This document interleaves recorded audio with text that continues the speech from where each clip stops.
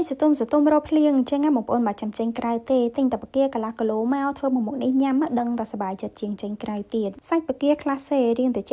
ស្រួយជ្រលក់ជាមួយទឹកជ្រលក់រៀងដិតហល់អញ្ចឹងគឺត្រូវជាតិគ្នាខ្លាំងមែនតើហ្មងសម្រាប់ផ្គាយើងបកសបកអីស្អាតមកអានេះយើងយកតែសៃវានឹងទាំងផ្នែកខ្នងទាំងផ្នែកពុះបងប្អូនអានេះផ្នែកពុះវានឹងក៏មានតែសៃមួយឆ្នូតទៀតដែរអញ្ចឹងយើងយកចេញឲ្យស្អាតរៀបចំដាក់ក្នុងចានមួយហើយយើងដាក់ទឹកកកដើម្បីក្លាសេវាបន្ទាប់មកយើងត្រាំជាមួយទឹកសូដាសម្រាប់ទឹកសូដានេះប្រើអាដបក៏បានអាកំប៉ុងក៏បានដែរហើយគ្រឿងសម្រាប់យើងធ្វើទឹកជ្រលក់នឹងយើងមានជាខ្ទឹមសមានជាម្ទេសបងប្អូនដាក់តិចច្រើនតាមចំណង់ចំណូលចិត្តហើយក្នុងនោះយើងបន្ថែមខ្ញីបន្តិចដែរដើម្បីឲ្យក្លិនរបស់វានឹងគឺកាន់តែឈ្ងុយបន្ទាប់ពីកិនវាបានម៉ត់មិនល្មមហើយបានខ្ញុំដាក់គ្រឿងចូលមកបងប្អូនដំបូងគេនឹងគឺខ្ញុំប្រើម្សៅស៊ុបចំនួន1ស្លាបព្រាបាយកន្លះទឹកត្រីខ្ញុំដាក់ចំនួន3ស្លាបព្រាបាយសម្រាប់ទឹកត្រីកោះកុងនេះគឺខ្ញុំអត់ដាក់អំបិលទេណាបងប្អូនប៊ីចេខ្ញុំថែម1ស្លាបព្រាកាហ្វេស្ករ2ស្លាបព្រាបាយហើយចុងក្រោយនឹងច្របាច់ក្រូចឆ្មាចូលរៀងច្រើនបន្តិចមកហើយចាំបន្ថែមទឹកឆ្អិនចំនួន1កូនពែងតូចនឹងហើយគឺខ្ញុំកិនម្ដងទៀតដើម្បីឲ្យវាចូលជាតិបានសព្វល្អហើយខ្ទឹមជាមួយនឹងគ្រឿងផ្សេងហ្នឹងគឺវាកាន់តែម៉ត់ជាងមុនទៀតដូចដែលបងប្អូនបានឃើញអញ្ចឹងអានេះគឺចូលជាតិហ្មងយើងអត់ចាំបាច់ត្រូវកូរច្បើអីទៀតទេបន្ទាប់ពីហ្នឹងមកបងប្អូនភ្លក់មើលហើយថែមថយគ្រឿងបានសម្រាប់ខ្ញុំនេះរសជាតិគឺមកត្រូវល្មម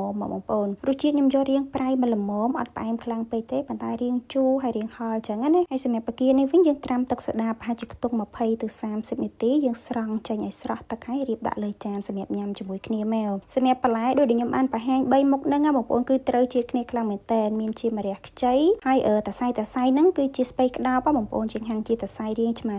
តូចចឹងមកហើយមួយទៀតហ្នឹងគឺសាឡាត់ក្តៅ